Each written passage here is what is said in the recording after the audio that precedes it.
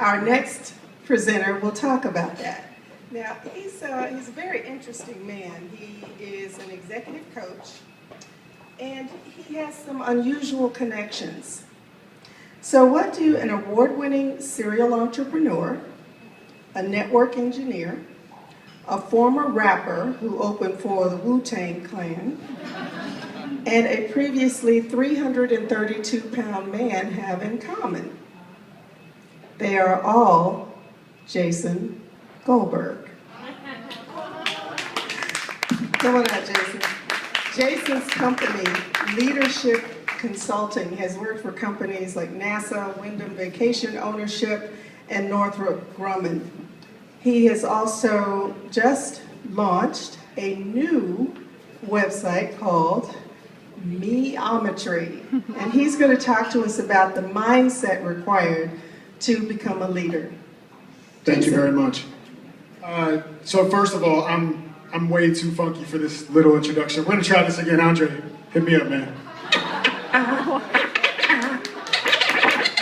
I can't wait to get you all good looking. Going through so hot, just like you love it. And I just had to touch it. All right, that's better. That's better. My wife is always begging me to dance, and I won't do it. So there you go, baby. You got what you wanted. Hi, everybody. I'm Jason Goldberg. Hi, Tim. Good to see you, sir. So I actually want to start out on a serious note. I know we're all having fun here tonight, but just real quickly. I was raised by a single mother. And I was raised in a war zone, okay? I'm talking about a place with a lot of interpersonal conflict and a lot of bureaucracy, a lot of politics and gossip and backstabbing. As a young person, I was actually exposed to people going through chemical treatments and having sharp objects all around me, and being exposed to every ethnicity and every religion and every sexual orientation that you could imagine. As you probably guessed, I was raised in a beauty salon. My single mother was, and to this day is, a nail tech. And I've been in all types of salons, and actually the majority of my life, my young life, I was raised in ethnic salons. So for me, it was actually kind of weird when I started meeting women that did not have weaves in their hair. I was like, what's wrong with her? Something's not right with that woman. So I joke that, you know, it was a war zone, and sometimes it felt that way. If anybody's ever been, I'm sure the ladies in the room, you know that she's shaking her head. You guys know what goes on in the salons. And I was a little kid sitting off to the side playing with Legos or in the break room doing my homework, so I got to see it all. And, you know, like I said, I made jokes, but really I learned a lot from being in these places. I learned tolerance. I learned open-mindedness. I saw good and bad examples of customer service. I saw empowering and deflating versions of leadership. And it really taught me one thing, that there are a lot of people out there. Some of them are extremely nice and caring and supportive, and other people are jerks. And neither of those people are that type of person because of the demographic they belong to. People are just people, right? But there's one common thread that really transposes, transfuses, and weaves everybody together, and we'll talk about that in a second. But first of all, I want to talk a little bit more about my own diversity. I know I look like a regular Caucasian guy, and even with those fancy dance steps, you may still think that, but I'm special. First of all, I was born in Miami. Yeah! I was born in North Miami Beach, so. Now when I was born, did somebody still cheer for North Miami Beach? It's the first time it's ever happened. Well, thank you. I own the city. So when I was born, they broke the mold. And I know that because the hospital I was born in is now a culinary school. So I'm not exactly sure what that means, but either way. And being born in Miami, I moved to Orlando when I was about 2, but I always had this kind of, oh, I'm sorry, hold on a second. Let me go forward a little bit here. Growing up here, I always looked Cuban, right? I said I'm a white guy, but seriously, tell me that kid's not Cuban. Look at the shirt even. I mean, that's a Cuban kid. So then as I got older though, of course, like everybody does, your look changes, and I started looking Puerto Rican instead. So that all changed. I wasn't Cuban anymore. And so all through middle and high school, I got lumped in with the Hispanic kids, which was great. They had a great culture. They took me in. They're really a lot of fun to be around, and they helped me in the 3 years of Spanish that I took. in high school. And even to this day, I walk down the street and I have strangers, oye, ¿qué pasó? And because I was so ingrained in their culture and because I took that Spanish for 3 years, I'm able to look at them and smile and nod. So, the testament to my study ethic in high school. So then I kind of went even further, right? Again, being raised around the different people I've been raised around in the salons, I am a huge, huge lover of classical R&B and hip hop. Still am to this day. It's really all I listen to. So, as Annette kind of alluded to here, there's me as not only a rapper, but a fat rapper, so that was fun.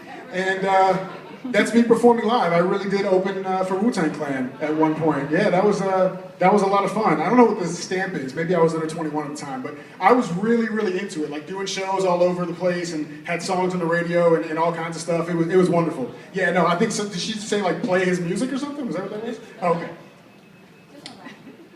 We're not playing any of my music. It's not happening. Good try though. Anyways, so that's kind of my personal diversity, but there's a little bit more I want to talk about. It's my professional diversity. So I've spent about a decade and a half in IT, in advanced networking, and that's kind of my entire background, and it was a lot of fun. I started off as an engineer, worked my way up to be a director of engineering and operations for a multi-million-dollar tech firm based here in Orlando, and it was great. And this is where I was first exposed to coaching. I had a staff of about 13 or so that would report to me at any given time, and the company was expanding, making money, but the mojo was off. Something didn't feel right. There was a lot of turnover, and people weren't really happy. The higher-ups were happy because we were making money, but nobody else was happy below that. So I started looking into coaching, and I found that it really, really did help. I found that it really changed the dynamic of the organization. And I'll tell you a little bit more about how you can do that a little bit later, but that's how I first got exposed to coaching. So then I decided I'm going to take a leap. I'm going to go out on my own. I'm going to be an entrepreneur. Man, such a glamorous lifestyle. TK can agree, and I'm sure anybody else in here that has a business knows how glamorous it is to be an entrepreneur, right? And that's when I launched my first startup, Ground Flights. When we got into the UCF Business Incubator, we raised angel funds, and we won the Business Innovation and Growth Award in 2011, and it was all wonderful, and I got super, super bored. So I took the leap again, and I went to really being a full-time coach. And that's because I realized from looking back, the same way I coach people now to find their passion, to find a way to live at the highest version of themselves, I had to step back and do that for me. And that's when I realized that helping others develop, helping others be creative and to be creators themselves was really my true passion. And so that's what I focused on.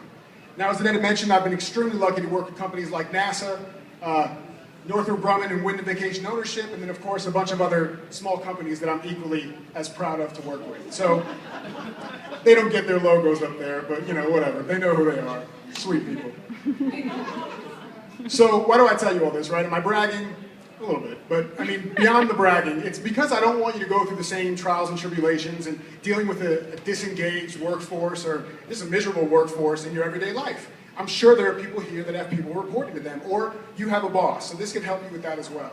So the reason you should care is that in all the things that I've done here, and especially with coaching, I've realized that everybody should be coaching. You should be coaching your people because regardless of what size of company you have or what industry it is, coaching is one of the simplest things you can do to really turn your entire workforce around, okay? But what is a coach? People talk about this all the time. The word coach is like the word strategy. Everybody uses it, and it's a buzzword, and they put it out there, but they have no idea what it really means.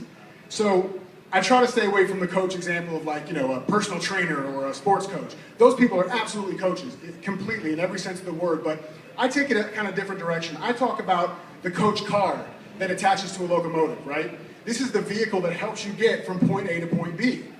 This is the thing that gives you the structure, the direction, to make sure you're going down the right path.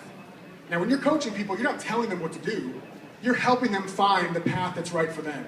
You're helping to keep them motivated. You're there to give them the support that they need in order to bounce back from failures and to continue moving forward. That's what you do as a coach. So what does it take to be a great coach? Hell, what does it take to be a great leader in general? And that's really what we're talking about here. So I mentioned in the beginning here, or you saw in the beginning that I said leadership is a 4-letter word, right? So what's the word? L-O-V-E. It's love. This is when I typically lose half the audience. Because they say love. They go into BlackBerry prayers. Anybody know what BlackBerry prayers are? Some people look down, you think they're praying, but they're really typing on their phone? Yeah, that's when I usually lose them, because they say love. What role does love have in business? It's going to make me look weak. It's going to make my people walk all over me. It's going to make me look like I'm a pushover. And if that's how you feel about love, then I think we have different definitions of what love is. This is not necessarily the same love you have with your spouse or with your children. It's not about coddling them. It's not about ignoring their faults. It's not about sugarcoating things. But it is about things like empathy, right? Really, truly having empathy for your people. Accountability. You need to hold people accountable for what they say they're going to do, but you can do that in a loving way. Support. Inevitably, people are going to take risks, they're going to fail, and they need to know that they're going to be able to bounce back with you, with your support. Boundaries. Even the most free-spirited person in the world, whatever they tell you, they want boundaries. They want structure. People like to have some kind of parameter to work within. Not saying to tell people how to do their job, but just to give them some structure. And lastly, development. You know, this is my favorite one because people often think that people work in jobs and are happy in jobs based on salary, based on money. And there are, I'm sure, some exceptions to the rule where people really just stay because they're motivated by money. And to be honest, I kind of feel sorry for those people. But truly, what keeps people in jobs is the ability to have some kind of significant work they're doing and also having the ability to be developed, to develop and grow as personal and professional beings. So these are all things that is what love means to me. So, the real goal here is to build these real, genuine connections with your people. It's not about being boss and subordinate or employer and employee. It's about being partners.